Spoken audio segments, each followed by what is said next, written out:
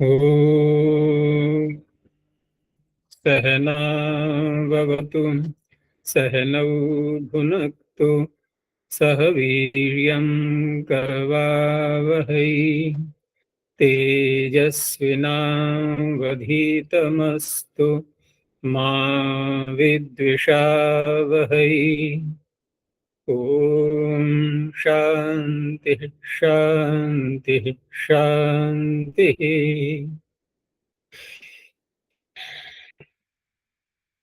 प्रथमा वृत्ति की 255वीं कक्षा। सूत्र चलेगा तीसरे अध्याय के चौथे पाद का 16वां सूत्र। पीछे कोई प्रश्न है तो बोलो। आचार्य, तुमर्थे से न से इस सूत्र में जो तुमर्थे पढ़े थे, तो वो भावार्थे पढ़ते, ये समझ भावे नहीं। भावे ऐसा पढ़ते। हाँ, ये समझ नहीं आया आचार्य। भावे ऐसा पढ़ देते तो तुमन अनुलोम सूत्र पर विचार करना है अब।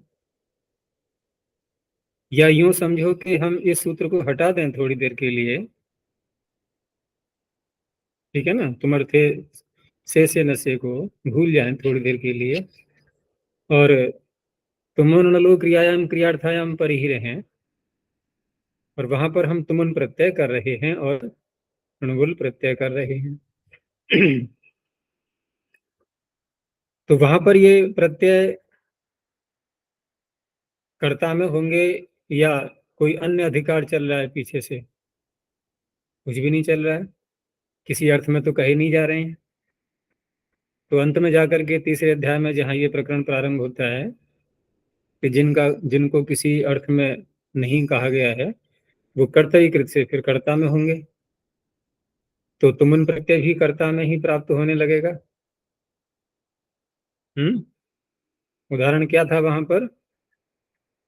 जैसे पठितुम व्रजति, उदाहरण तो कुछ ही बना लो कि पढ़ने के लिए जाता है, पठितुम गच्छति। तो पठितुम गच्छति में हम कर्तरीकृत से यदि तुम उन कर्ता में करेंगे तो पठितुम का अर्थ क्या होगा? पढ़ने पढ़ने वाला। पढ़ने वाला जाता है, पढ़ने के लिए जाता है। ये यानी कि क्रिया का अर्थ नहीं आ पाएगा, क्रिया का अर्थ नहीं आ पाएगा, क्रिया करने वाले को शब्द कहेगा फिर ये। तो ये बात तो वहां हो गई, क्योंकि हमारे लिए अन्य कोई सहायता करने वाला नहीं मिल पा रहा है जो कि कर्तृत्व को हटा दे, वहां से कर्ता के अर्थ को हटा दे। अब यहां पर आ जाओ, तो यहां पर भी यदि ये सूत्र तुमर्थे से न होकर के भावे से न से होगा, ठीक है ना, तो अब भी वो असहाय रह गया सूत्र तुम लोग। अब तो और ज्यादा मोहर लग गई कि वो कर्ता में ही होगा फिर। कितनी बात हो गई स्पष्ट? अब यहाँ हाँ जी। पाणिनि को क्योंकि भाव में कहना है, भाव में कहना है उनको, तो उन्होंने भावे न कह करके, जो कि लाघव था उसमें, और वहां उन्होंने तुमर्थे शब्द बोल दिया। अब तुमर्थे जब शब्द बोल दिया कि तुम उनका जो अर्थ है वो तुमर्थ है, ये अर्थ लिया हमने। अब तुम उनके अर्थ पर विचार करना है, तो तुम उनके अर्थ पर जब विचार करने लगे और वहां जो हम पहले अर्थ कर रहे थे इस सूत्र के न होने पर कि कर्ता में तुमन प्रत्यय होता है, यदि वही अर्थ लेते रहें तो ये तुमर्थे कहना यहाँ सार्थक हो, ये भावे कहना यहाँ, ये तुमर्थे कहना यहाँ सार्थक हो पाएगा? नहीं नहीं। क्योंकि कर्तरीकृत तो कर्ता में कर ही देगा, उसमें कहने की क्या आवश्यकता है। अब इससे क्या तात्पर्य निकला कि तुमर्थे कह करके पाणिनि ये संकेत देना चाह रहे हैं कि तुमुन प्रत्यय कर्ता में नहीं होता। बस इतनी बात तो यहां तक हो गई है कि कर्ता में नहीं होता, ये स्पष्ट हो गया। अब कर्ता में नहीं होता तो फिर अन्य कोई अर्थ कहा नहीं जा रहा है। तो एक वाक्य बहुत प्रसिद्ध है वैयाकरणों में, या परिभाषा के रूप में भी ले सकते हैं कि अनिर्दिष्टार्थाश्च प्रत्ययाः स्वार्थे भवन्ति। ऐसे प्रत्यय जिनमें कोई भी अर्थ निर्दिष्ट नहीं किया गया है, वो सारे प्रत्यय किसमें होते हैं? भाव में होते हैं। वो फिर स्वयं को ही कहने लगते हैं, अर्थात क्रिया को ही कहने लगते हैं। और क्रिया को ही कहने लगते हैं तो यहां पर भी तुम प्रत्यय ये क्रिया को अर्थात भाव को कहने लगा। तो यहां तुमर्थे कह करके पाणिनि ने तुमुलौ सूत्र को भी सहायता दे दी कि वह प्रत्यय वहां पर भाव में होगा। ये अच्छा, जो क्या अनिर्दिष्टाश्च प्रत्यय, अनिर्दिष्टार्थाश्च प्रत्यय, शब्द को सही तरह से लिखो, अनिर्दिष्टार्थाश्च प्रत्यय स्वार्थे भवन्ति। ये बात वहां भी लगती है 5वें अध्याय में, जहां बहुत से सूत्र आते हैं ना, जहां कोई अर्थ नहीं कहा जाएगा, आगे देखोगे तो वहां पर भी हम यही बोलते हैं कि ये प्रत्यय स्वार्थ में हुआ, स्वार्थ में हुआ, ऐसे करके वो अपने ही शब्द के अर्थ को कहने लगता है। अब यहाँ पर जब कहा हमने अनिर्दिष्टार्थाश्च प्रत्यय स्वार्थे भवन्ति, तो स्वार्थ अब क्या होगा? क्योंकि हम जब 5वें अध्याय में लगाएंगे इसी परिभाषा को, तो वहां स्वार्थ क्या होगा? प्रातिपदिक का अर्थ।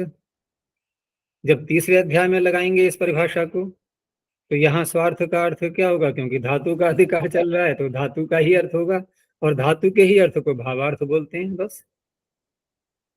तो निचोड़ जाकर के ये निकला कि भाव में होते हैं, ऐसे बोल देते हैं। तीसरे अध्याय के लिए कहा जाएगा ये। 5वें अध्याय में बोलेंगे तो वहां पर प्रातिपदिक के अर्थ को कहते हैं। इनके अर्थ बदलता नहीं है, जो अर्थ प्रातिपदिक का है वही रहेगा, बस सीधी सी बात है।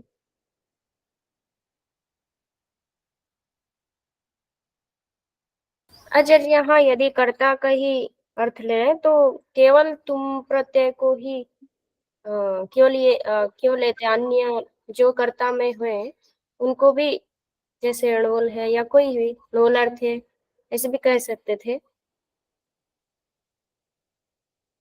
समझ में नहीं आया, क्या प्रश्न हुआ? तो कोई वाक्य नहीं, बोलो।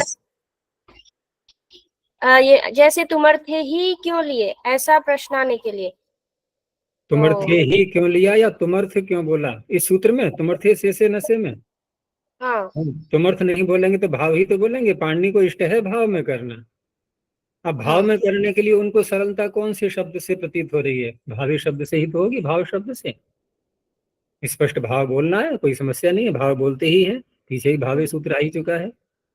तो भावे ना कह करके वो तुमर्थे बोल रहे हैं, तो कुछ तो विशेषता कहलाएगी। अब कि शब्द बदला क्यों इन्होंने? तो शब्द बदलने से ये तात्पर्य हुआ कि वहां जो तुम प्रत्यय है वो भाव में ही होता है। क्योंकि कर्ता में यदि वो होता, और कर्ता में ही यहाँ पाणिनि को अभीष्ट है यदि करना, तो फिर कहना ही नहीं है कुछ भी। अब कर्तरीकृत बैठा हुआ है, हाँ जी, कोई आवश्यकता ही नहीं थी कहने की। तो इसका अर्थ है वो तुम उन कर्ता में नहीं है, तब यहाँ तुमर्थ कहना सार्थक होगा। तो कर्ता में नहीं है तो फिर क्या हो गया? अनिर्दिष्टार्थ हो गया। अब अनिर्दिष्टार्थ हो गया तो स्वार्थ में पहुंच गया, और स्वार्थ होगा धात्वर्थ।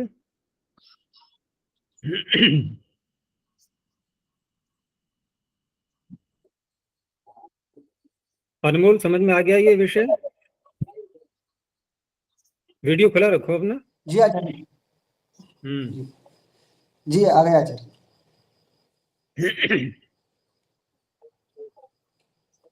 और चले आगे। हाँ जी, तो जी आज का सूत्र है भाव लक्षणे स्थेण क्रे वदि चरि हु तमि जनिभ्यस तो सुन। भाव लक्षणे सप्तम एक वचनांतम स्थेण क्रे वदि चरि हु तमि जनिभ्यः पंचमी बहुवचनांतम तो सुन प्रथम एक वचनांतम। भाव लक्षण शब्द दिया है इसमें। भाव तो हम अभी चर्चा उसी पर कर रहे थे, क्रिया को बोलते हैं। और लक्षण का तात्पर्य होता है कि जिसके द्वारा कुछ लक्षित, चिन्हित, संकेतित किया जाता है। लक्ष्यते येन तत् लक्षणम लक्ष्य दर्शनांकनयो हो। पाणिनि ने अर्थ दिया है दर्शन और अंकन। तो अंकन क्या करते हैं, चिन्ह लगाते हैं ना। जैसे पुलिस किसी मकान को, जैसे इस समय उत्तर प्रदेश में वो बहुत बहुत चल रहे हैं ना बुलडोजर, तो वहां जिन मकानों पर बुलडोजर चलाना होता है, क्योंकि योगी का बुलडोजर प्रसिद्ध हो गया है, तो वहां एक क्रॉस का निशान लगा दिया पहले से, ठीक है ना, कि ये मकान टूटने वाला है, अब सामान वगैरह अपना निकाल लो सब। तो क्या कर दिया, उसको अंकित कर दिया, अर्थात चिन्ह लगा दिया। तो लक्ष्य दर्शनांकन यो हो, अंकन का अर्थ होता है चिन्ह लगाना। तो संकेत करना, वो संकेत ही है, वहां क्रॉस का तात्पर्य कोई और अर्थ नहीं है, बस कोई गुणा का चिन्ह नहीं है वो, वहां संकेत कर दिया कि ये टूटने वाला है। और लक्षण शब्द और दर्शन का भी, दर्शन का हम कह सकते हैं कि दर्श्यते अनेन इति दर्शनम, जिसे दिखाया जा रहा है, बताया जा रहा है दूसरे को, ऐसा है। ऐसा होता है लक्षण शब्द। अब यहां पर हमें घटाना है क्रिया के साथ में। तो भावस्य लक्षणम भाव लक्षणम, भाव का लक्षण क्रिया का लक्षण, क्रिया को बताने वाला, बस ये अर्थ निकला। तो भाव लक्षणे, क्रिया के बताने अर्थ में जो धातुएं हैं वो धातुएं गिन दी गई कि स्था, इण, क्रिय, वदि, चरि, हु, तमि, जनि इत्येतेभ्यो धातुभ्यः छंदसि तुमर्थे तोसुन प्रत्ययो भवति। तुमर्थ अभी चल रहा है यहाँ पर, अभी समाप्त नहीं हुआ है। इसका तात्पर्य है कि जिन धातुओं से तुमुन करना है वो धातुएं किसी अन्य भाव को लक्षित करने वाली होनी चाहिए, किसी अन्य क्रिया को संकेतित करने वाली होनी चाहिए। जैसे स्था का उदाहरण लेंगे पहले, कि हमें स्था से तोसुन प्रत्यय करना है, तो वाक्य मिला कि आ संस्था तो हो, यहां तोसुन कर दिया गया है सम पूर्वक स्था धातु से तोसुन। तो तोस सकारांत हो गया अभी ये। आ संस्था तोस। तो आ संस्था तो में वही सकार को ही विसर्ग हो गया है, स्था धातु से पूर्व जब हम सम लगा देते हैं तो वहां उसका अर्थ होता है समाप्ति। तो संस्था का अर्थ हो गया समाप्ति, जैसे संतिष्ठते, अच्छी प्रकार से बैठता है, यानी बिल्कुल क्रिया की समाप्ति हो चुकी है। बस ठीक है, इष्ठागति निवृत्त हुए, लेकिन सम लगा देने से और बल मिल जाता है। तो आ संस्था तो हो, संस्था का अर्थ हो गया समाप्ति, संस्था तो हो, अब क्योंकि भाव में किया है ना हमने, तो भाव में किया है कि इसका अर्थ है समाप्ति, ठीक है ना, भाव ही तो लेंगे अब। संस्था तो का अर्थ हो गया समाप्ति, लेकिन साथ में सूत्र कह रहा है कि भाव लक्षणे, किसी और भाव को भी तो, किसी और भाव का भी लक्षण बनना चाहिए ये। तो और भाव का लक्षण है वेद्याम सीदंती में जो सीदन क्रिया हो रही है, वेदी में बैठना, अर्थात यज्ञ हो रहा है, लोग वेदी के चारों ओर बैठे हुए हैं, तो कब तक बैठते हैं वो, यज्ञ की समाप्ति तक, ठीक है ना। तक अर्थ किससे निकल रहा है, आ से, समाप्ति अर्थ किससे निकल रहा है, संस्थातोः से। तो ये जो संस्थातोः शब्द है अर्थात समाप्ति शब्द है, ये किसी और क्रिया को भी लक्षित कर रहा है, वो क्रिया है बैठना, यानी कि समाप्ति जो बताई जा रही है वो बैठने से जुड़ी हुई है, ठीक है ना। यज्ञ की समाप्ति तक बैठते हैं, बैठने को बताना है सीधा, कि कब तक बैठना है, कि समाप्ति तक। तो इस तरह से भाव लक्षण हो गया। ऐसे ही ईण धातु का दिया है, उद उपसर्ग लगा करके उदेतो हो बनाया गया है ये। यहाँ पर अव्यय संज्ञा किससे होनी है सब शब्दों की,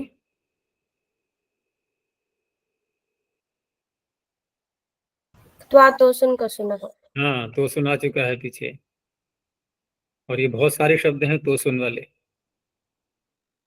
तो सूर्य से उदयतो हो, पूरा शब्द आ रहा है, यानी सूर्य के, अब उदयतो का अर्थ क्या हुआ, क्रिया लेनी है केवल उदय, बस।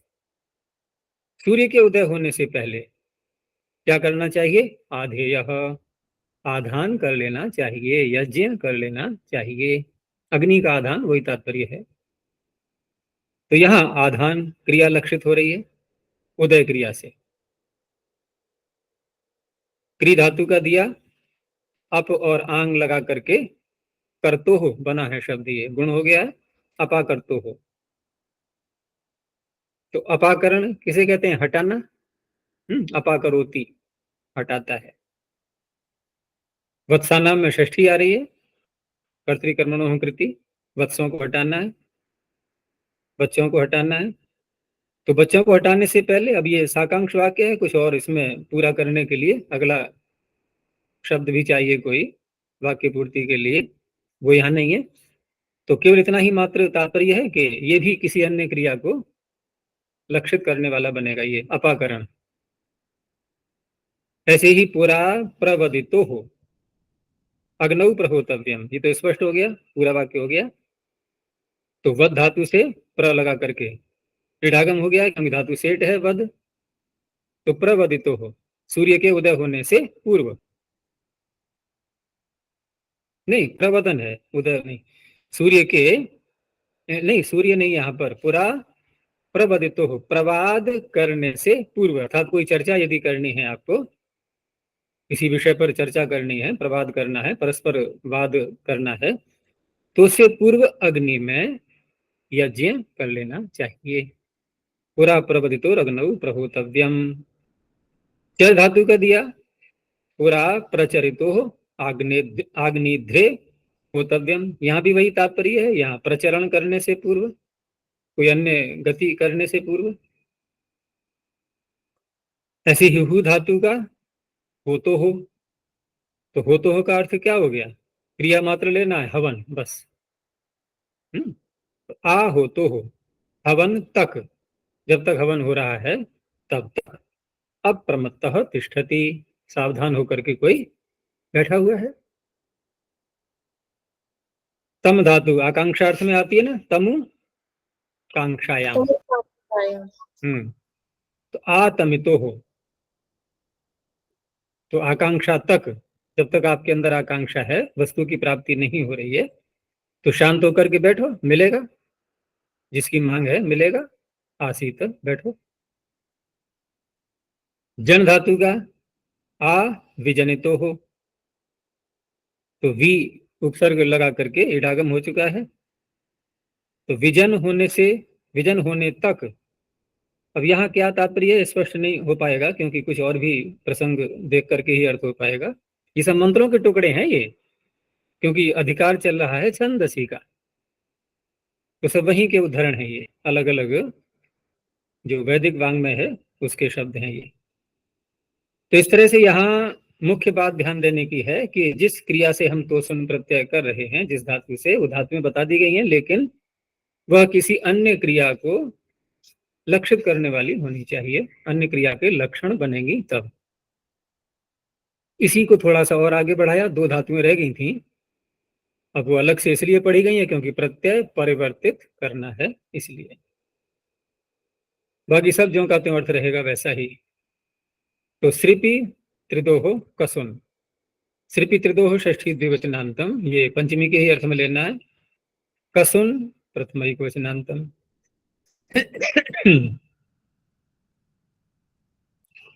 तो श्रीपि त्रिद इत्येताभ्याम धातुभ्याम भावलक्ष्मणे वर्तमानाभ्याम तोसुन प्रत्ययो भवति, कसुन कसुन प्रत्ययो भवति तुमर्थे, तुमन प्रत्यय के ही अर्थ में।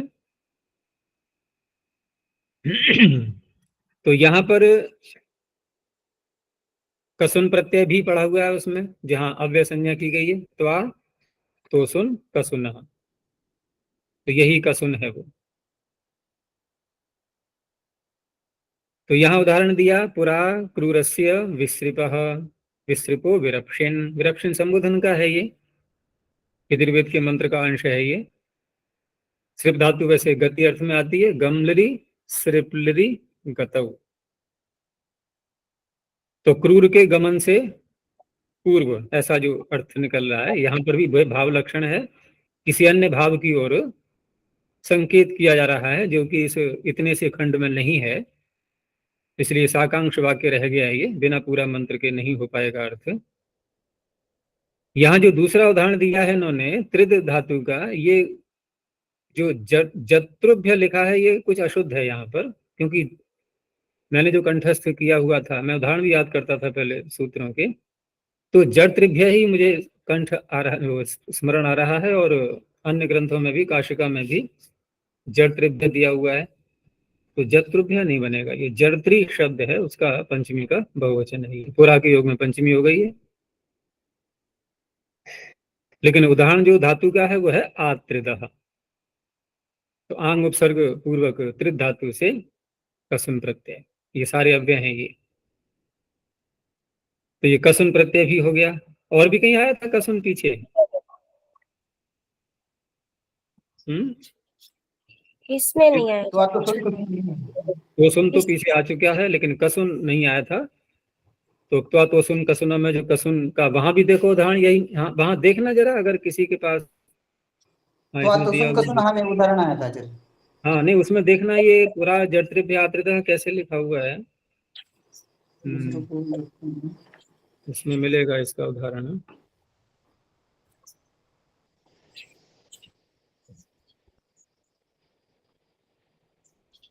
आचार्य कसुन का केवल पुरा क्रूरस्य विसृपो विरक्षण यही दिए। अच्छा, एक ही दिया है, त्रिद का नहीं दिया होगा वहां पर।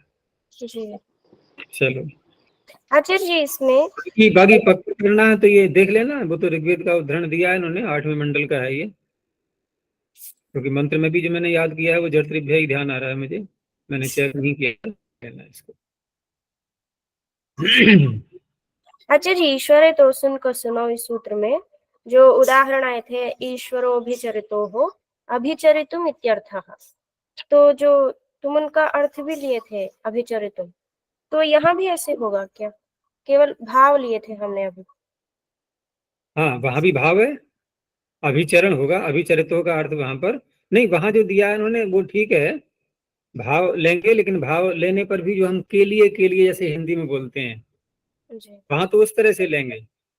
देखो भाव भी हम कई प्रकार से बोलते हैं, यहीं देख लो, यहीं देखो, 2 प्रकार तो हमें ऐसे ही मिल रहे हैं कि हम पीछे जब देखा हमने भाव में, तो अभिचरितो का अर्थ स्पष्ट लिखा ही है उसमें कि अभिचरितुम इत्यर्थः के लिए, यानी कि हिंदी की दृष्टि से बोल रहा हूँ। और यहाँ पर हम देख रहे हैं भाव में, तो ये पुरा आदि जो शब्द आ रहे हैं, जैसे अभी पीछे आया था असंस्थातो विद्याम सीदंती, तो समाप्ति अर्थ ही तो निकला था, समाप्त करने के लिए, ऐसा तो अर्थ नहीं है। जी ऐसा क्यों नहीं है? अरे हम हिंदी की दृष्टि से देख रहे हैं ये, हम हिंदी से संस्कृत का क्या कर रहे हैं, सिंक्रोनाइजेशन, ऐसा नहीं करना है हमें।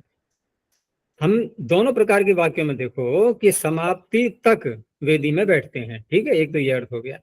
तो समाप्ति तक जब बोला हमने, समाप्ति क्या है, भाव नहीं है क्या? हाँ भाई कितन प्रत्यय कहाँ होता है, भाव में नहीं होता है, ये तो स्पष्ट हो ही गया।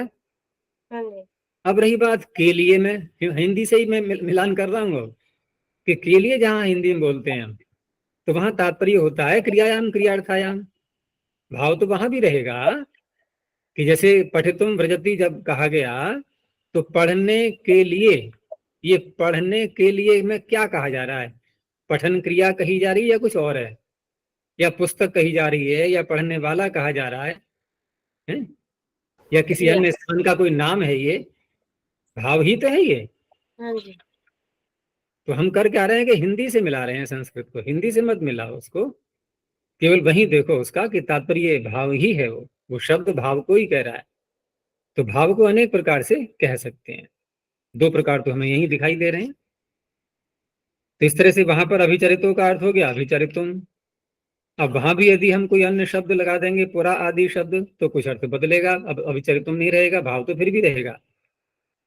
यहाँ पर पुरा है या आ है, ये जो साथ में लगाए गए हैं, देखो सभी वाक्यों में ऐसे ही मिलेगा। पीछे के भाव लक्षण वाले में देखो, क्योंकि यहाँ पर ये दोनों सूत्र भाव लक्षण वाले हैं ये, तो भाव लक्षण वाले में थोड़ा सा भाव मात्र जो कहा जाएगा वो कैसे कहा जाएगा, उसकी अलग प्रक्रिया होगी। सभी उदाहरणों में देख लो, पीछे के उदाहरणों में देखो पहले, स्थेन क्रिय वधिचरी में तो देखो आ आया, फिर इन के साथ में पुरा आया, क्रिय के साथ में पुरा, वध के साथ में पुरा, चर के साथ में पुरा, हु के साथ में आ है, तम धातु के साथ में भी आ, जन धातु के साथ में आ। और इधर इन दोनों धारणों में भी देखो श्री पितृदोह का सुन, यहाँ भी दोनों स्थान पर पूरा पूरा करके। अब हम करने के लिए वाला अर्थ नहीं लेंगे अब शब्द हिंदी वाला, इस तरह से है, क्योंकि घटेगा नहीं ना, वो घटेगा नहीं। जैसे हम पूरा आ संस्था तो विद्याम सिदंती में कहें कि समाप्ति के लिए वेदी में बैठते हैं, तो ये तो फिर उसका विषय बन गया ना, तुम लोगों क्रियायाम क्रियार्थायाम का, ये तो क्रियायाम क्रियार्थ क्रिया हो गई यहाँ पर। यहाँ क्रियार्थ क्रिया नहीं है बिल्कुल भी, लेकिन भाव यहाँ भी है, भाव वहां भी है। तो वहां का भाव हम हिंदी में अन्य प्रकार से बोलेंगे, यहाँ का भाव हिंदी में अन्य प्रकार से बोलेंगे, लेकिन अन्य प्रकार से बोलने पर भी भाव रहेगा वैसा ही, अर्थ क्रिया का ही लेना है वहां। अच्छा जी, ईश्वर है तो सुन, ईश्वरोभिचरितो हो, इसमें क्या क्रियार्थ क्रिया है? अभिचरितुम, अभिचरण करने के लिए ईश्वर, वाक्य छोटा है ना, साकांक्ष है, ऐसी लिखने विलेखन करने के लिए ईश्वर, या यूं कह सकते हैं समर्थ है। ईश्वर का अर्थ अगर समर्थ लेना है तो अभिचरण करने के लिए यह व्यक्ति ईश्वर है, समर्थ है, विलेखन करने के लिए समर्थ है, ऐसे करके अर्थ ले सकते हैं। बाकी फिर जहां ये आएगा वैदिक वांग्मय में अंश, वहां देखा जाएगा क्या अर्थ होगा इसका। तो ये दोनों सूत्र हो गए भाव लक्षण वाले। अब भाव लक्षण आगे नहीं है, भाव लक्षण क्या, बल्कि छंदसी भी समाप्त हो गया अब। सब समाप्त हो गया, छंदसी भी और भाव लक्षणी भी। अब ये अलग एक स्वतंत्र सूत्र है सामान्य ही सूत्र, कोई अधिक व्यापक नहीं है। अलंग खल्वो प्रतिषेधयो प्राचाम त्वा, अलंग खल्वो सप्तमी दिवसनांतम, उपपद में है सप्तमी यहाँ पर, प्रतिषेधयो सप्तमी दिवसनांतम, ये उसी का बनेगा विशेषण। प्राचाम षष्ठी वचनांतम त्वा प्रथमैक वचनांतम। तो अलम और खलु, अब अलम के अर्थ देखते हैं, बहुत सारे हैं, अव्यय है ये भी, खलम भी, खल भी अव्यय है, ये भी खलु, खल नहीं खलु, इसके भी अर्थ होते हैं बहुत से। लेकिन उन बहुत से अर्थों में, जैसे पीछे भी एक बार एक विषय आया था, कौन सूत्र में था वो, जो बाढ़ अर्थ निकाला था, जिसका दो शब्दों में से दो शब्दों का समान अर्थ लिया था ना, एक अभी स्वीकार अर्थ था, जहां पर इतनी जल्दी भूल जाते हो तुम लोग। जहां स्वीकार अर्थ था, बाढ़ अर्थ, वो कौन सा सूत्र था, दो शब्द दिए थे, भिन्न भिन्न तो दोनों के अलग अलग अर्थ थे, लेकिन जहां पर प्रयोग करना है वहां पर एक ही अर्थ लेना था उसमें। उत अपि आचार्य, उताप्यो समर्थ और लिंग, हाँ, समर्थ शब्द था वहां पर, उताप्यो हो समर्थयो हो। तो वहां पर हमें छटनी करनी पड़ी थी कि कौन सा ऐसा कॉमन अर्थ है, सामान्य अर्थ है जो दोनों में विद्यमान है। लेकिन यहाँ पर बता ही दिया पहले से ही कि आपको ढूंढने में परिश्रम नहीं करना है। प्रतिषेध अर्थ को कहने के लिए ये दोनों शब्द प्रयोग में आते हैं। तो अब स्पष्ट हो गया कि हमें अन्य अर्थ नहीं लेना है इनका, प्रतिषेध अर्थ ही लेना है, क्योंकि पाणिनि स्वयं बता रहे हैं कि आपको कौन से अर्थ में लेना है ये, तो प्रतिषेध अर्थ लेना है बस। वहां ढूंढना पड़ेगा हमें उताप्य हो समर्थयो, कि देखें जरा ऐसा कौन सा अर्थ है जो दोनों में दिखाई दे रहा हो। तो दोनों के अर्थों की जांच करनी होगी ना, यहाँ जांच करने की आवश्यकता ही नहीं है, पाणिनि ने स्वयं जांच करके पहले ही बोल दिया है। तो प्रतिषेध वाचकयो हो अलंग खलु इत्येतयोरुपपदयो हो धातु उक्त्वा प्रत्ययो भवति। अब रही बात प्राचाम भी ग्रहण किया है पाणिनि ने, तो प्राचाम यदि हम ये मानते हैं कि वासरूप स्त्रियाम तो भी हो जाएगा और अन्य प्रत्यय जो भी है वो भी हो जाएगा, अर्थात लुट आदि जो भाव में होते हैं वो भी हो जाएंगे। तो उस रूप में देखें तो प्राचाम ग्रहण हम सम्मान के लिए ले सकते हैं, आचार्यों का सम्मान, आचार्य का नाम तो नहीं है, लेकिन प्राचाम का तात्पर्य जो प्राच्य आचार्य हैं पूर्व में रहने वाले, तो सम्मान के लिए ले सकते हैं। और यदि ऐसा मानते हैं कि वासुरूप विधि जो है अनित्य कहलाई जाती है, तो उस अवस्था में विकल्पार्थ प्राचाम का ग्रहण हो जाएगा।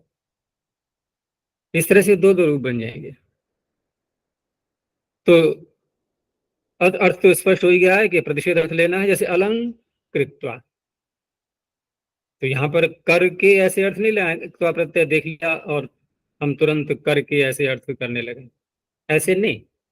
क्योंकि कर के जो अर्थ होता है वो समान कर्तृकयोः पूर्व काले जो सूत्र आगे आएगा वो उसका विषय बनता है फिर, क्योंकि वहाँ पूर्व काल वाली बात हो जाती है। यहाँ पूर्व काल कुछ नहीं है, यहाँ तो जो क्रिया एक ही है और उसका निषेध किया जा रहा है, प्रतिषेधयोः। तो अलंकृत्वा का अर्थ हो गया मत करो, अब बस समाप्त। अलम बाले रुत्वा, हे बच्ची मत रो। बाले, बाला का संबोधन। रुदित्वा, रुद्ध धातु से गुण होगा नहीं, हित है।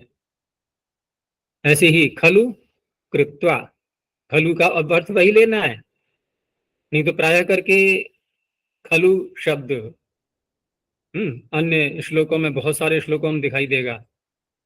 किस अर्थ में लेते हैं?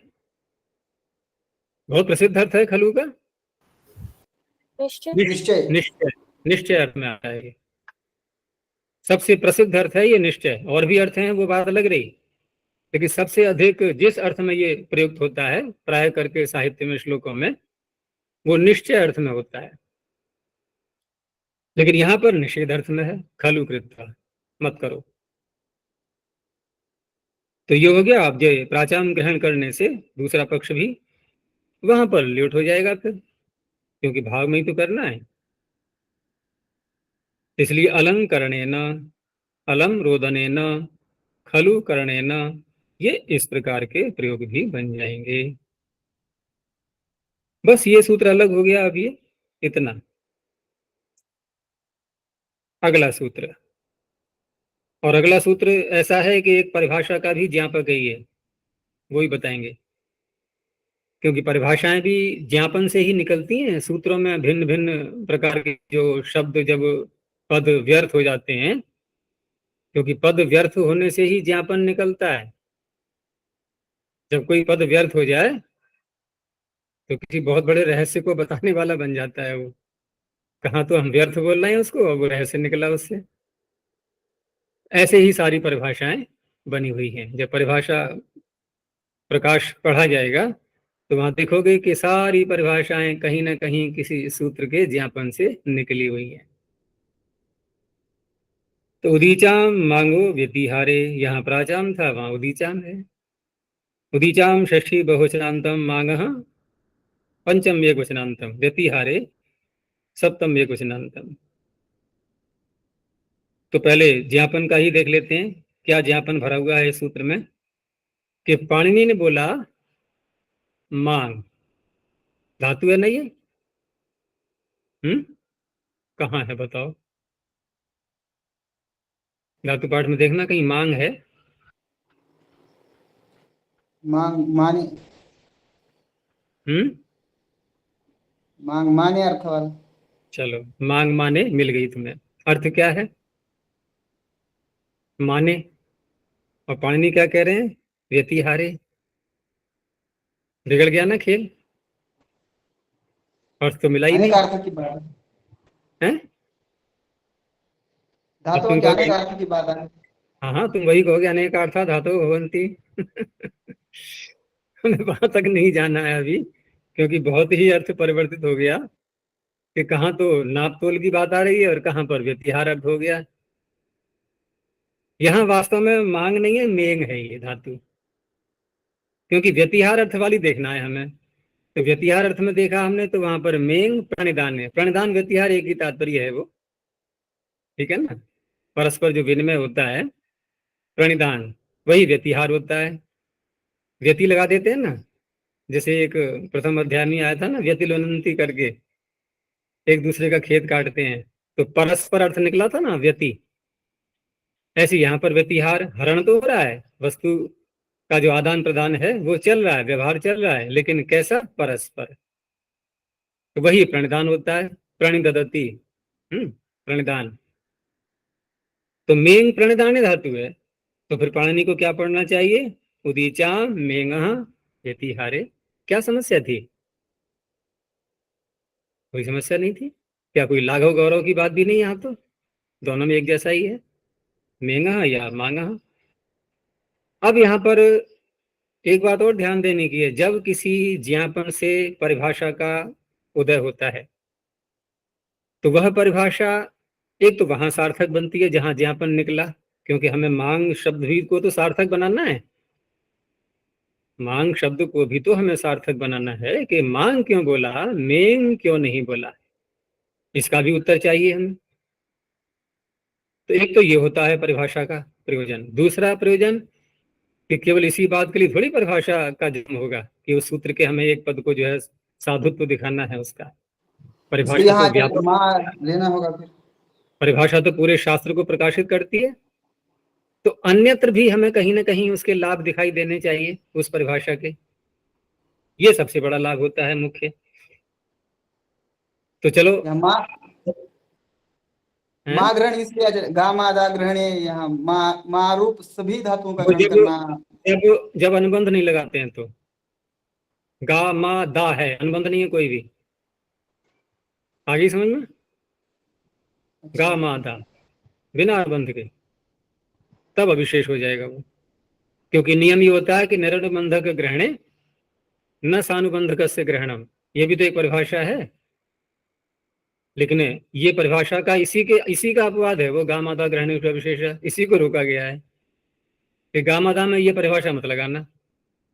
हाँ, अनुबंध नहीं लगाएंगे पाणिनि, और फिर भी वो अनुबंध वाली, बिना अनुबंध वाली, जितने भी अनुबंध हैं, एक एक दो दो या जहां जहां भी है, सब ले ली जाएंगी वो। तो बात हो रही थी कि मांग न मेंग न कह करके मांग कहा इन्होंने, तो यहाँ पर आकार का ही तो निर्देश किया है पाणिनि ने। अच्छा, आकार कब होता है? जब धातु एजंत होती है। आद एचह उपदेशे, तो एजंत तो है नहीं। एजंत कब बनेगी? अनुबंध हटा करके। अनुबंध बाधा पहुंचा रहा है ना एजंत तत्व में, और पाणिनि अनुबंध लगे लगे ही मेरे को मां बना दिया। तो यहाँ पर मांग मेंग कहना था, फिर मांग कहा, तो ये व्यर्थ हुआ कहना। और व्यर्थ होकर के ज्ञापन क्या निकला कि अनुबंध एजंत तत्व का विघात नहीं करता। समझ आ गई बात? अनुबंध देख करके हम ऐसा न समझें कि धातु अनेजंत है। तो क्या बनेगी परिभाषा? अब बहुत प्रसिद्ध परिभाषा है, नानुबंध कृतम अनेजंतत्वम। नानुबंध कृतम अनेजंतत्वम।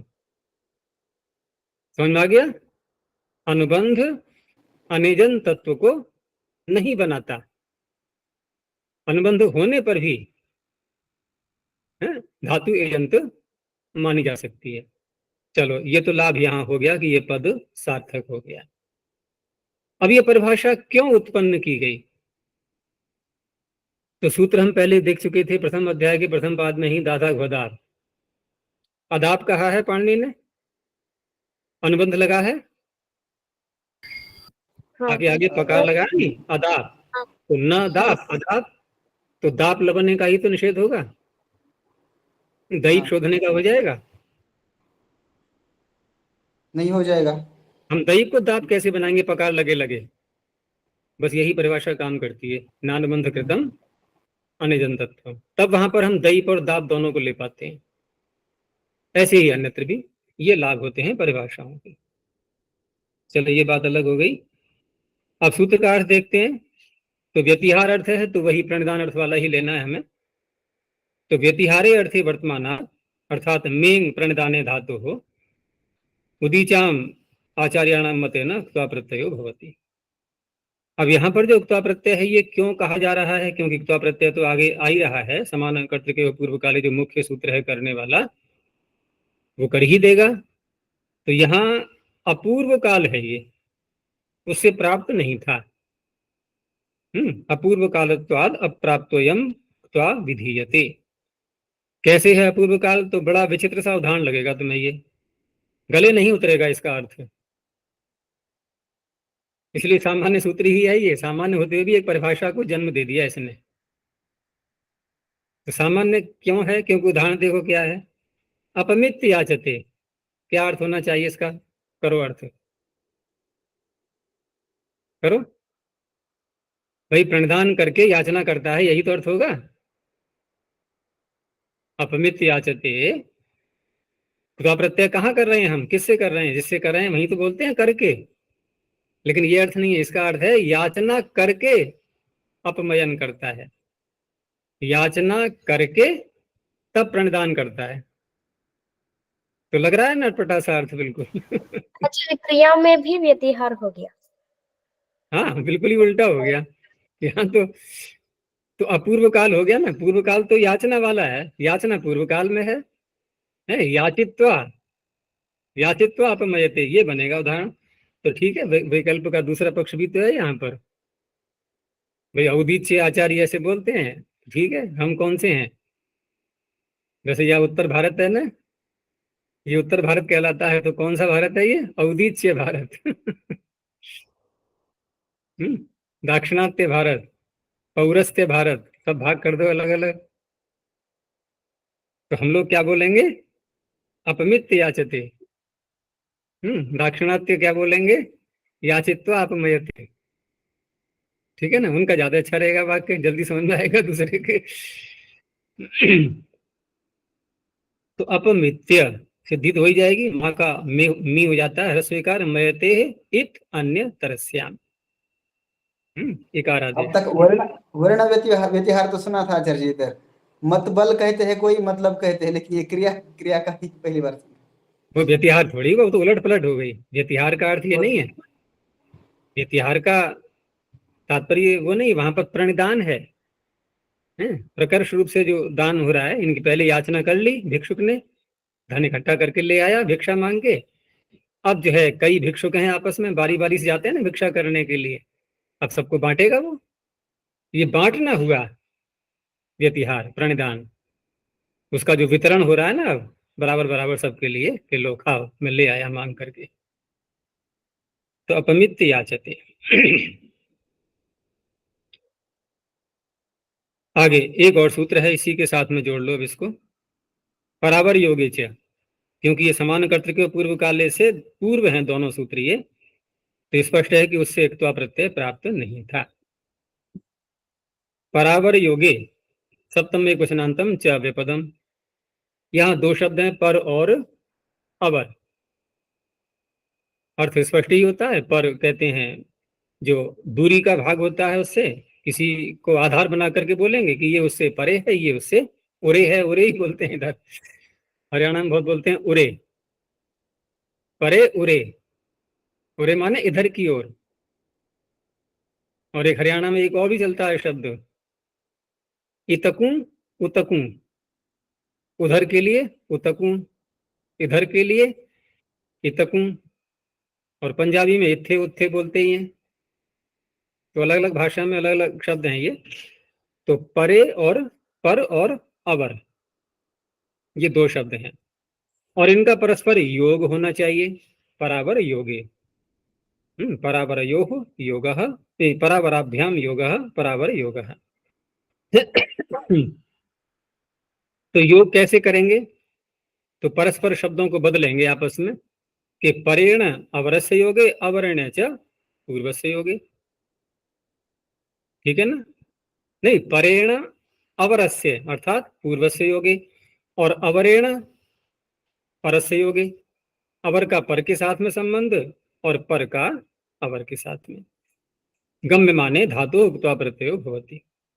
तो यहां भी पूर्व काल का अर्थ नहीं निकलेगा, वाक्य में देख लेना। जैसे वाक्य है कि अप्राप्य नदीम पर्वतः स्थितः, पर्वत को बताया जा रहा है। मुख्य बात क्या है? अभिधेय क्या है यहाँ पर? पर्वत को बताना कि पर्वत कहाँ पर है, पहाड़ कहाँ पर है, कि वो जो नदी दिखाई दे रही है उस नदी को न प्राप्त करके, नदी को प्राप्त नहीं किया, इसका तात्पर्य क्या हुआ? नदी से पूर्व कहलाएगा पर्वत या परे कहलाएगा? पूर्व। पूर्व यानी कि अवर। तो अवर अर्थ निकल आया, अप्राप्य नदीम, ठीक है ना, पर्वतः स्थितः।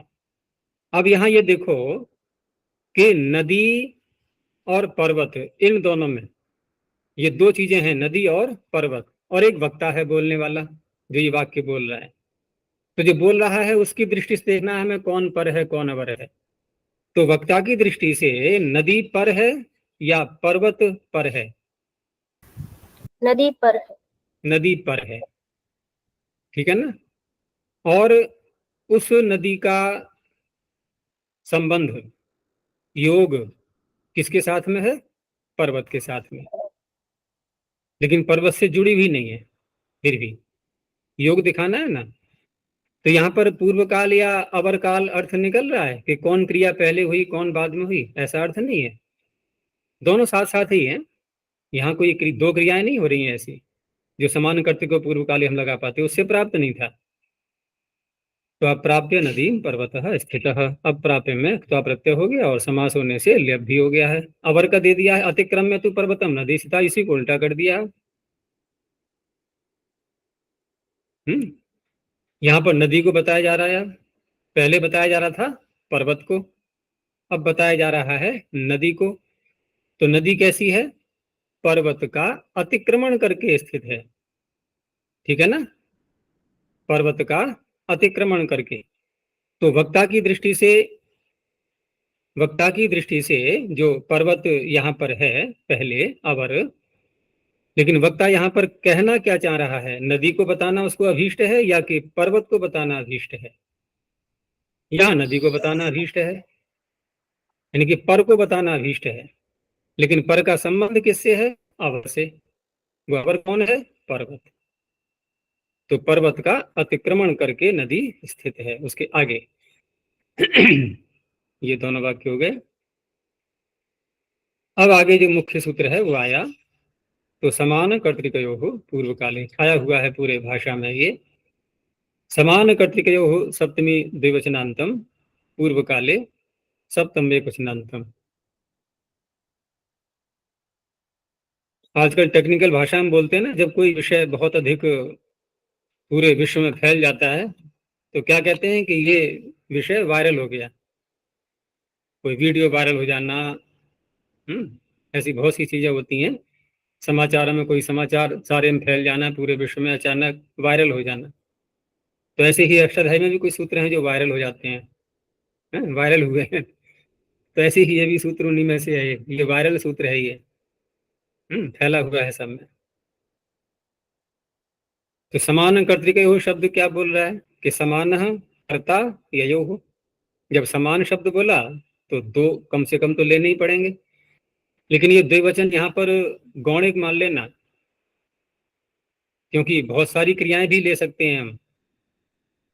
अगर हम द्विवचन को मुख्य रूप से ले लेंगे ऐसे और मुख्यार्थ में घटाएंगे तो इसका अर्थ है कि जहां दो धातुएं होंगी वहीं ये सूत्र लग पाएगा। जहां बहुत सारी क्रियाएं पहले कर ली गई, अंत में फिर एक क्रिया की गई, वहां नहीं लग पाएगा ये। लेकिन वहां भी घट जाता है ये। तो जैसे अन्य उदाहरण है वही बन जाते हैं।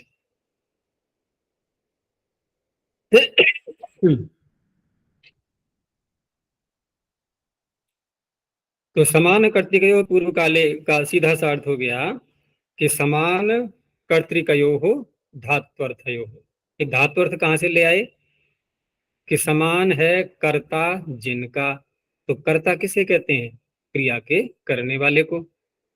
और क्रिया क्या है? धातु। तो धात्वर्थ वही क्रिया हो गई, इसलिए धात्वर्थ होगी कर्ता वाली। तो समान कर्तृकयो हो धात्वर्थयो हो। अब पूर्व काले कहा गया है तो उन्हीं में से पूर्व काल वाली धातु पकड़ेंगे। तो पूर्व काले धात्वर्थे वर्तमान धातु तो प्रत्ययो, बहुत स्पष्ट अर्थ है ये। कर्ता एक ही होगा, धात्वर्थ दो बनेंगे। अब धात्वर्थ दो बनेंगे और एक ही कर्ता उन दोनों क्रियाओं को करेगा तो एक क्रम होगा उनका, एक पहले करेगा एक बाद में करेगा। तो उक्ता प्रत्यय हमें किससे करना है? पहले वाली से, पूर्व काले।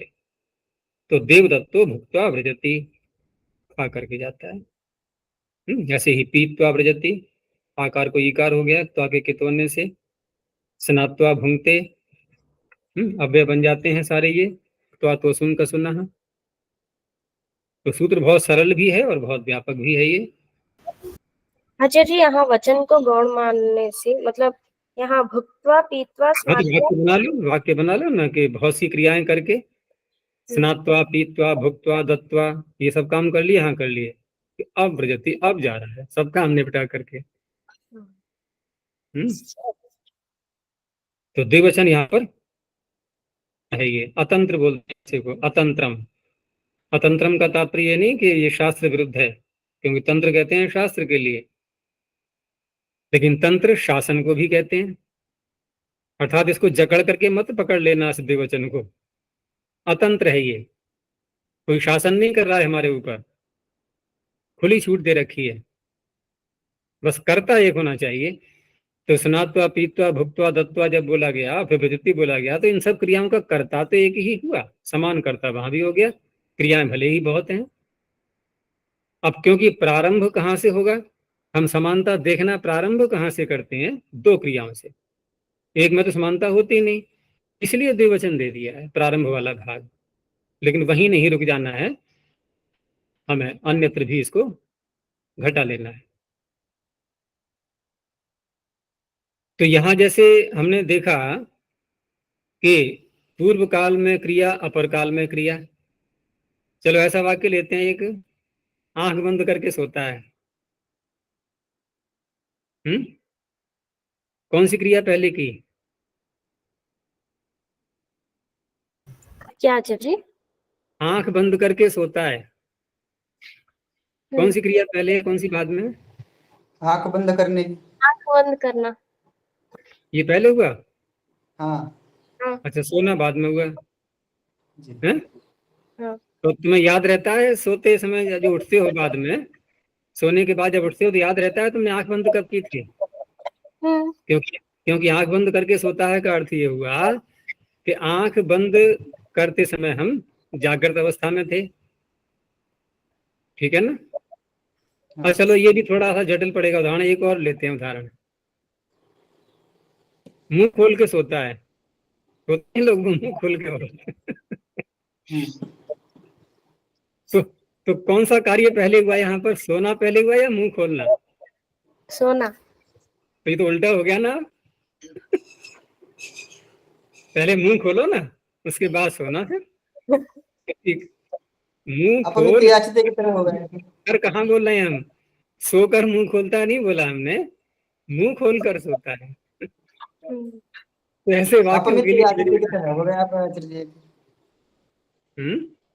उदिचा मांगो व्यतिहारे जैसा अपमित्य याचते, ऐसा ही हो गया उदाहरण ये। हाँ वो तो बिल्कुल ही उलट हो गया है, वहां की बात छोड़ो, यहाँ दोनों क्रियाएं साथ साथ भी चल रही हैं।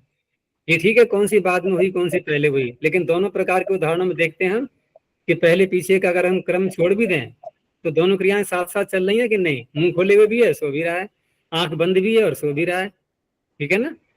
तो इसके लिए फिर एक वार्तिक बनाना पड़ा कि आस्यम व्यादाय स्वपिति चक्षु सम्मील्य हसति इति उपसंख्यानम। क्यों? अपूर्व कालत्वात्, क्योंकि पूर्व काल यहाँ है ही नहीं। तो ऐसे उदाहरण भी आते हैं, तो उनके लिए फिर वार्तिक काल बैठे हुए हैं तैयार।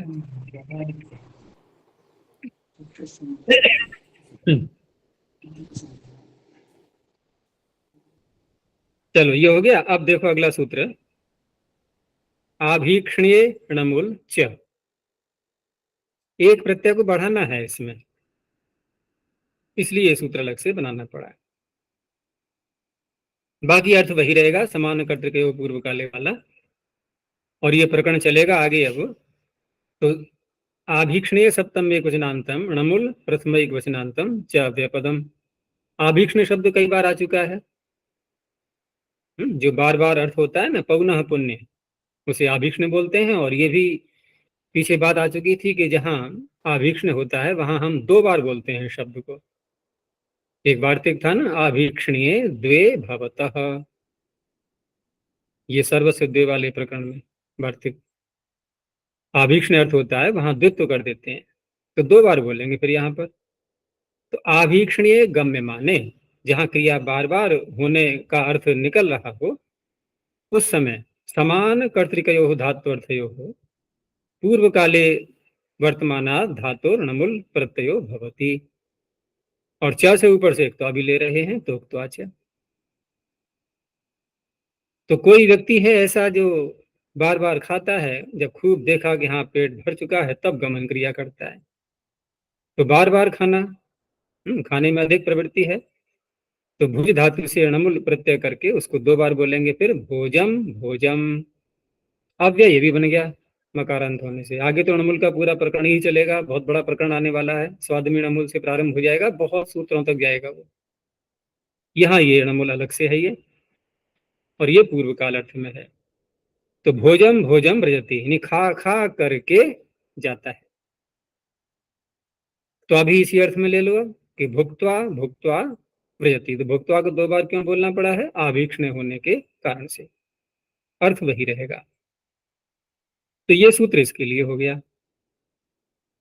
अब अगला सूत्र उसका थोड़ा निषेध कर रहा है, एक विशेष स्थिति होने पर, कि न यदि अनाकांक्षे, न व्यपदम यदि सप्तम्ये क्वचनान्तम, अनाकांक्षे सप्तम्ये क्वचनान्तम। आकांक्ष, तो आकांक्ष आकांक्षा करने वाला, आकांक्षति इति आकांक्षम, अच प्रत्यय कर लिया है नंदी ग्रही पचादी से, इसलिए कर्ता अर्थ में हो जाता है वो। और न आकांक्षम अनाकांक्षम, आकांक्षा से रहित। तो उस अवस्था में लेना है हमें, और बाकी सब वही बातें रहेंगी जो पीछे से आ रही हैं। आभीक्षण अर्थ भी लेना है यहाँ पर।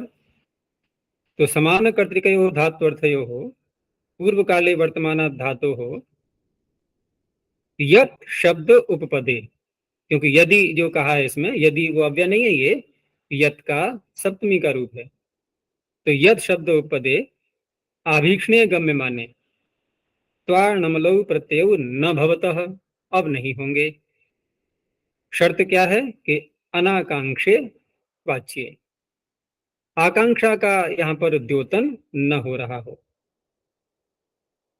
वाक्य आकांक्षा का द्योतन आकांक्ष का कब होती है? कि जब 2 क्रियाएं सापेक्ष बन जाती हैं, एक दूसरे के साथ जुड़ी हुई। लेकिन यहाँ उस प्रकार का अर्थ नहीं निकलेगा। और यत शब्द का साथ में प्रयोग भी करना है, वो यत से ही आकांक्षा घटती है। अगर यत नहीं लगाएंगे तो फिर आकांक्षा बन जाती है। तो उस अवस्था में जब ये त्वा और णमुल नहीं होंगे तो फिर कौन सा प्रत्यय होगा? फिर तो लट लकार ही आना है, क्रिया वैसे ही बनेगी लकार ला करके, कि यद अयम भुंक्ते ततः पठति। अब क्या अर्थ हो गया यहाँ पर? पूर्व काल तो लेना है हमें। तो पूर्व काल में भोजन क्रिया पहले कर रहा है व्यक्ति, और पठन क्रिया बाद में कर रहा है। तो पहले कर रहा है और बाद में कर रहा है, लेकिन यहाँ पर उन क्रियाओं में आकांक्षा नहीं है परस्पर। ऐसा नहीं है कि अनिवार्य रूप से जो है वो भोजन करके ही पड़ेगा, कोई निश्चय कर लिया है उसने। अर्थात ये जो व्यक्ति बार बार भोजन कर रहा है, ये तो ये पहले तो भोजन कर लेता है खूब, क्योंकि यहाँ पर हमें आभीक्षण अर्थ भी लेना है। आभीक्षण अर्थ को कहने के लिए यहाँ पर 2 बार बोलने की आवश्यकता नहीं है, वो उसी में अर्थ छिपा हुआ है। तो इस तरह से ये बार बार पहले भोजन करता है, उसके बाद फिर पढ़ता है। तो दोनों क्रियाएं स्वतंत्र और पृथक पृथक समय पर की जाने वाली हैं, और दोनों एक दूसरे से जुड़ी हुई नहीं है। ऐसे ही यदयम अधीते ततः शेते, पहले बार बार पढ़ता है और उसके बाद फिर शयन करता है। तो ये भी एक सामान्य सूत्र ही है, क्योंकि यहाँ पर यदि हम इसको समझें अनाकांक्ष को, तो इसका प्रतिदाहरण लेकर के समझना ज्यादा अच्छा रहेगा, उसको देख करके ही पता लग पाएगा। जैसे इसका वाक्य यदि बोला जाए प्रतिदाहरण के रूप में आकांक्षा दिखाते हुए, तो वाक्य बनेगा कि यदयम भुंक्त्वा व्रजति अधीत एव ततः परम। थोड़ा लंबा वाक्य बनाना पड़ा आकांक्षा दिखाने के लिए। तो ये जो व्यक्ति यहाँ पर बार बार जो गमन कर रहा है, ये उसके बाद अनिवार्य रूप से पढ़ता ही है फिर। अब यहाँ 2 क्रियाएं जोड़ दी गई हैं परस्पर, लेकिन यहाँ पर स्वतंत्रता है। बार बार खाता है तो आवश्यक नहीं है कि बाद में पढ़ेगा भी वो, या पढ़ता ही है, कोई नियम नहीं है। खाने के बाद कोई और कार्य भी कर सकता है वो। पूर्व काल तो लेना है हमें, 2 क्रियाएं तो लेनी है, लेकिन 2 क्रियाएं लेने पर भी दोनों का कोई अनिवार्य संबंध नहीं है। और वहां पर संबंध दिखाना पड़ा हमें आकांक्षा में। फिर ये जो व्यक्ति बार बार खा रहा है, ये बाद में पढ़ेगा ही, पढ़ता ही है फिर ये नियम है इसका। लेकिन यहाँ नियम नहीं है। यहाँ तो बताया जा रहा है कि ये जो व्यक्ति बार बार खा रहा है, ये क्या करता है, ये फिर पढ़ता है। ऐसा कभी किसी ने देख लिया, बता दिया बस, कोई नियम नहीं है उसका। आचार्य आकांक्षा जो खाया है उसमें हो? हाँ, कर्ता में ही तो देखी जाएगी। कर्ता जो एक क्रिया कर रहा है, तो दूसरी क्रिया के लिए कर रहा है वो, या कि स्वतंत्र रूप से कर रहा है। तो दूसरी क्रिया की आकांक्षा क्या है, उसके अंदर भरी हुई है, उस आकांक्षा से युक्त है कि नहीं है। तो कहा कि नहीं, अनाकांक्षे। तो हम यूं भी कह सकते हैं अनाकांक्षे कर्तरी वाच्य। तो अयम जो शब्द है, यद अयम, ये अयम कर्ता हो गया। और ये कैसा है, ये अनाकांक्ष है। तभी तो उसमें अच प्रत्यय करके इसकी विपत्ति की गई थी, आकांक्षति इति आकांक्षम। जो आकांक्षा करने वाला है वो है आकांक्ष। और उसी को फिर निषेध किया गया कि न आकांक्षम अनाकांक्षम, आकांक्षा से रहित कर्ता होना चाहिए, ऐसा वाक्य हो।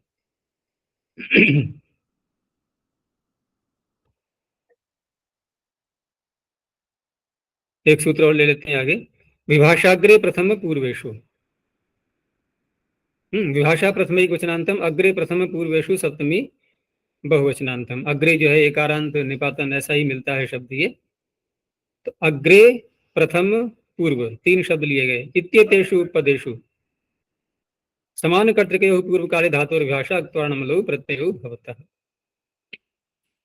यहाँ पूर्व काल अर्थ में ही है, लेकिन ये सूत्र क्यों बनाना पड़ा कि जो समान कर्तृकयोः पूर्व काले है वो नित्य ही प्राप्त करा रहा था।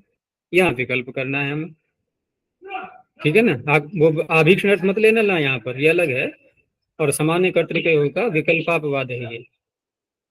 तो इस तरह से यहाँ बनेगा वाक्य, अग्रे को पूर्व में लाएंगे तो अग्रे भोजम व्रजति। तो क्या अर्थ निकला इसका, अग्रे का अर्थ क्या होगा, अग्रे माने आगे, यानी कि पहले। हिरण्यगर्भः समवर्तत अग्रे, सृष्टि के प्रारंभ में सबसे पहले हिरण्यगर्भ था। तो ऐसे यहाँ पर अग्रे भोजम व्रजति, यानी पहले। अग्रे को पहले बोल सकते हैं, पहले खाकर फिर जाता है।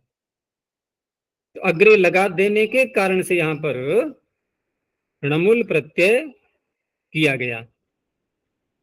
प्राप्ति हमें णमुल की करानी है, तो प्राप्त था ही, ठीक है ना। लेकिन विकल्प से कहा गया है, इसलिए फिर णमुल भुक्त्वा भी आ गया साथ में। तो अग्रे भोजम व्रजति, अग्रे भुक्त्वा व्रजति, प्रथमम भोजम व्रजति, प्रथमम भुक्त्वा व्रजति, वो भी अर्थ वही निकलेगा। और पूर्वम भोजम, तीन का एक ही है, पूर्वम भोजम व्रजति, पूर्वम भुक्त्वा व्रजति। क्रिया के विशेषण है ये सब, अग्रे, प्रथमम, पूर्वम। तो ये तो रही बात कि हाँ विभाषा की, जब सूत्र में विभाषा कहा गया है, ये तो हम णमुल और णमुल को तो अनुवृत्ति के द्वारा भी दोनों ला करके कर सकते हैं। लेकिन विकल्प से दोनों प्रत्यय कहे गए हैं, तो उसके अतिरिक्त जो प्रत्यय होगा दूसरे पक्ष में, वहां पर फिर हम लट लकार का प्रयोग करेंगे, क्योंकि अब तो लट ही मिलेगा और तो कोई मिलेगा नहीं, कि पहले खाता है फिर जाता है। अर्थ वैसे ही है, खा करके जाता है बोल दो तब भी कोई आपत्ति नहीं है, क्योंकि वैकल्पिक पक्ष में जो 2 वाक्य बनते हैं वहां पर अर्थ नहीं बदला करता है। वो ठीक है, हम के शब्द के अनुसार थोड़ा अर्थ अनुकूल बनाते हैं हिंदी में, तो यहाँ अर्थ कर लेंगे शब्द को देख करके, पहले खाता है फिर जाता है। और वहां बोल दिया हमने कि पहले खा करके जाता है। लेकिन दोनों वाक्यों में हम एक वाक्य भी अर्थ के रूप में ले सकते हैं। यहाँ भी ऐसे बोल सकते हैं, अग्रे भूंगते तो व्रजति, यानी पहले खा करके फिर जाता है। तो इस तरह से हाँ, विभाषा से लट क्यों आया है, णमुल और त्वा है ना। त्वा और णमुल तो अनुवृत्ति से ले लिए गए, ठीक है ना। और विभाषा कह करके उन्हीं दोनों का विकल्प कर दिया गया। देखो त्वा तो प्राप्त था ही, उसको तो भूल जाओ। एक तो णमुल बढ़ाना था हमें, और दूसरा इनके अतिरिक्त लट लकार का भी प्रयोग करवाना है। तो उसके लिए दोनों प्रत्ययों की अनुवृत्ति ला करके और इन दोनों में विकल्प कर दिया गया कि ये दोनों प्रत्यय विकल्प से होते हैं, क्योंकि णमुल प्राप्त नहीं था यहां पर, तो प्राप्त था, तो अनुवृत्ति के द्वारा णमुल ला करके तो हो ही जाना था, कोई समस्या नहीं थी। लेकिन अपवाद न बन जाए णमुल, इसलिए तो की भी अनुवृत्ति आवश्यक थी फिर साथ में।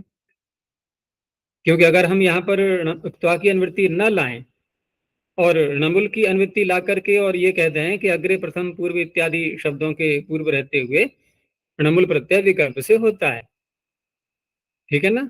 तो णमुल प्रत्यय नहीं होगा तो दूसरा पक्ष क्या रहेगा, त्वा का ही तो रहेगा, यथा प्राप्त हो जाएगा फिर। तो फिर लट लकार कहाँ से लाएंगे, तो त्वा और णमुल को तो लाए हम अनुवृत्ति से, और उन दोनों का विकल्प करके लट का भी प्रयोग दिखा दिया। 3 प्रकार के वाक्य बन जाते हैं ये। बस यहीं तक रखते हैं। प्रणव ध्वनि। ओ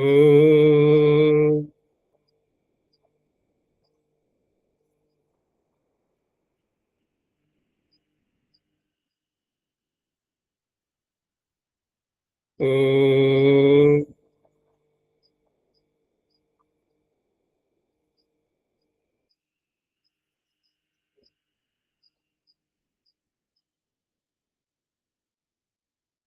ओ